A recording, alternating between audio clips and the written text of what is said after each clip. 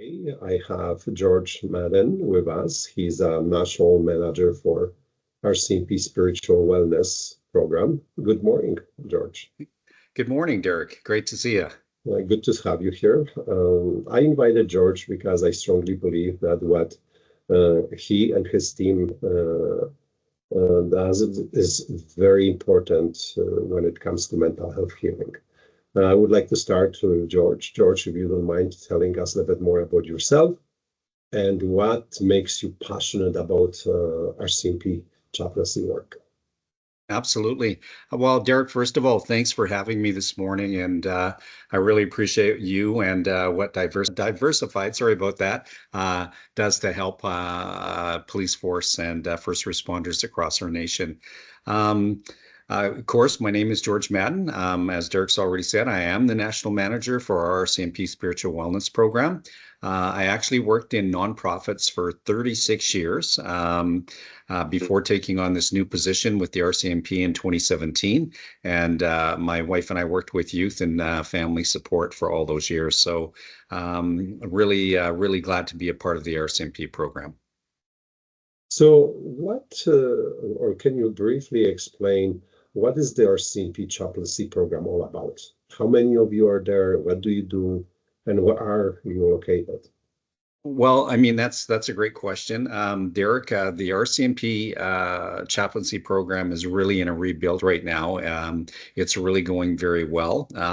I would say across the nation, we probably have about 200 spiritual wellness providers or chaplains that are working with the RCMP. And our program really works with boots on the ground. So our program works by building trust. And so, Derek, what happens is that most of our people that come into our program are people from their local communities. They're professionals from their communities that have a passion really for our national police force and our employees. And so they're there. Most of them are assigned to a specialty unit, such as major crimes, et cetera, along those lines, or else they would be what we would call a detachment chaplain. So they're in those detachments on a weekly basis, just there building relationship. And that's how our program works. Once that relationship is built, then our employees and their families begin to reach out, and we're there to help them in a variety of different ways. Mm-hmm. So what is the primary role of RCMP chaplain, and who do you support at large? Well, the primary role of all of our people is to provide emotional and spiritual support. And again, that is only built on trust relationship. Some of the things that we would do that our people provide, and not only do we work just with our employees, but we also work with their families. We've done such programs, Derek, as a spousal support group where we've started certain groups in certain cities in our province, and we would pull the spouses together and talk about things about like adapting to your new community. Of course, our people move around quite a bit. And so it's one thing for either the member, whether they be male or female coming into a new community, but they come into a group of people where they're already accepted and those relationships are built quickly. But for their families, a lot of times they have to start all over. So we'll talk about adapting to a new community. We'll talk about helping them with understanding time restrictions, dealing with the demands of shift work. We talk about things like a life balance, keeping the work-home family balance. Of course, our members are constantly dealing with hypervigilance. Some of the subjects, Derek, we talk about is vicarious trauma. What you share can affect your partner, and then understanding the policing world, warning signs for mental health illness. I would say dealing with the dark humor of policing, and then we talk about areas of finances, staying in control, and that no plan would be a plan to fail. So those are just some of the things that we would do that our people are very involved with. And then, of course, we have a lot of positive things that we're doing as well, where our employees are coming to us for requests of marriage, and our chaplains provide a lot of those ceremonies, as well as renewal of vows, maybe child dedications, and Oh, just many other spiritual requests. so if I, my understanding is that you're dealing with all different needs of members that they may have and come across. So if I am a RCMP member or a family member or a spouse of RCMP member, how do I find you? Where do I find you? Well, I mean, the easiest place to find us is, and that's one of the things, again, I don't want to repeat myself here, but saying they're boots on the ground. I mean, I was a volunteer RCMP chaplain in a detachment. One of the things that we require from our people, and most of our people across the nation, Derek, are volunteer people. The only reason they're there is because they really do care about our national police force. They have an affinity to help. They see the difficulties of policing, and how that it seems to have increased much more in the last few years.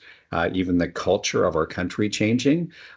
So they feel that affinity to be there. So what they're there on a regular weekly basis. I think one of the things I love to hear is, as the coordinator for the nation, is the fact that I'll go to a detachment, and the who's ever the commander of that detachment, they'll reach out and say, George, I just want you to know they're one of us. And so that really then gives them the right to be heard because they are there. So our employees are reaching out to them, through that relationship with wherever they're located, but they can also get any of our information off of our RCMP internal website. So what you're saying, if they go to our RCMP internal website, they type chaplaincy, and then they should be able. Oh, beautiful, beautiful. Now, from the provider's perspective, like us, so when individuals come to our program, obviously in most cases they come here to heal from occupational stress injuries or wounds or post-traumatic stress disorder. If we want to transition them to the community, we believe that this is a good support, and the members express an interest in that. How do we reach out to you? The same way as the member be reaching out, or of course with members' permission?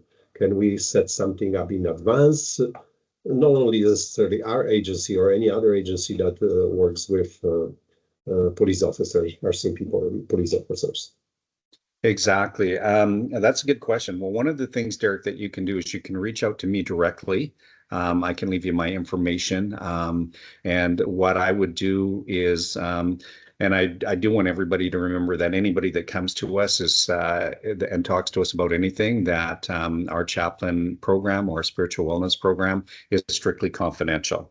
Anything that they talk to us about is held totally with us. The only time that we would ever have to breach that if it was harm to self, harm to others, or an area of abuse. But other than that, we're there.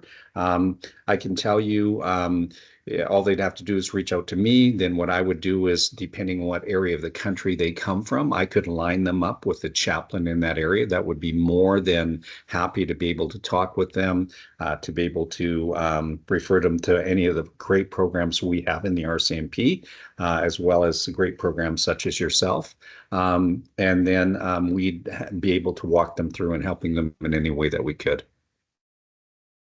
That's good information for us to know, and knowing a bit more about what you and your counterparts do. I would definitely share that information with our clinical staff. I think it's really important, and I take that opportunity to share this with your permission, of course, when I go and present to our CMP members on different various topics. I will bring this to light because I think that's such an important service to have.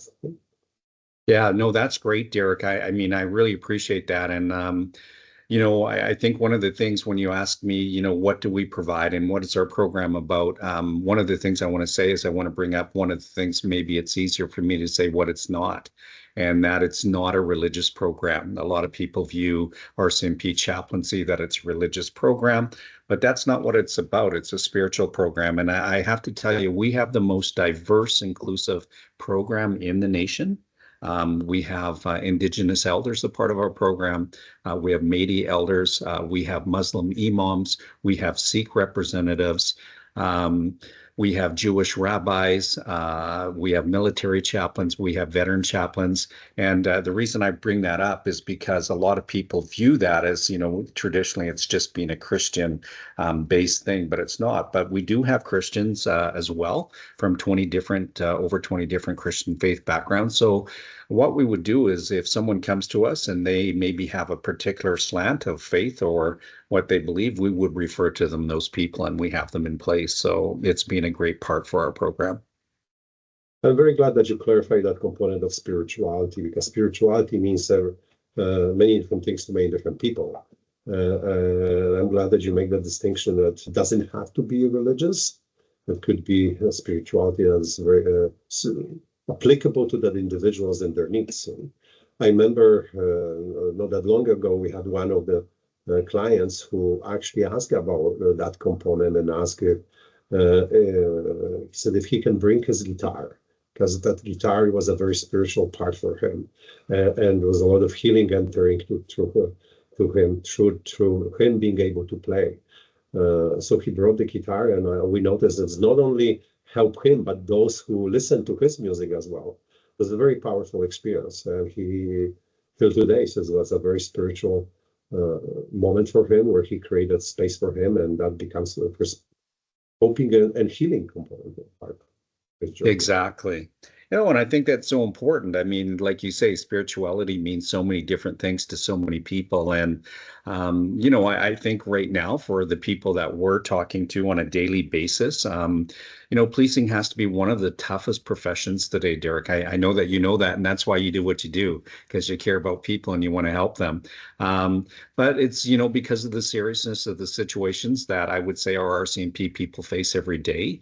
Like I said, the enforcement of Canadian law is probably, in my mind, more difficult today than it ever has been. And, our country's changed dramatically in the last 10 years. On top of that, our people, they're facing shift work, juggling family responsibilities. And, I think it's not easy when you're constantly moving to new posts and communities. They create challenges for our families. And so, if our program and our people can be there to help with any of those challenges with any of our employees, not just our members, I want you to know that we count it a privilege as spiritual wellness providers or chaplains to be able to help our people, because we're very passionate. And I mean that sincerely about our National Police Force. And right now, I can tell you our RCMP commissioner is very supportive of mental health and our spirit. And, I throw a shout out to Kim Nocita, our member benefits program coordinator director out of Ottawa. Her passion is to make sure that our employees succeed and have a long and lasting career. And so if our program can help in any way in that area, that's what we're passionate about. Thank you so much, George, for your time, for explaining what chaplaincy means and how to reach out for you and what you're able to offer. And I think most importantly, a couple of the highlights from that conversation is that it's a very confidential service, and that you meet people where they are at, and you will do your best because you are yourself and your team is very passionate, and you understand struggles that police officers and their families go through. And the other one is that it is accessible to individuals at their discretion. And I'm very glad to hear that you're open to agencies, clinics like us. We would like to reach out, of course, with the members' consent, and we can connect them with you. Because frequently that first step is the most challenging one for many. And as we all know, it's not easy for a police officer to trust an outsider, or even people inside their organization. So we can put that comfort in them, explaining what it is and raising their awareness.